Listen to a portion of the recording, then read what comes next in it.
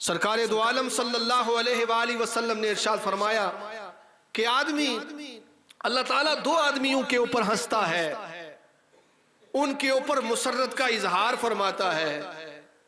कौन से दो आदमी? फरमाया एक आदमी ने दूसरे को कत्ल किया होता है और वो कातिल और मकतूल दोनों जब जन्नत में दाखिल होते हैं तो अल्लाह ताला उनके ऊपर हंसता है जिस तरह उसकी शान के लायक है। सहाबा इकराम अर्ज करते हैं, या रसूल अल्लाह कैफ हाज़ा, ये कैसे हो सकता है कि कातिल और मकतूल दोनों जन्नत में दाखिल हो गए और दोनों के ऊपर अल्लाह ताला मुसर्रत का इज़हार फरमा रहा है।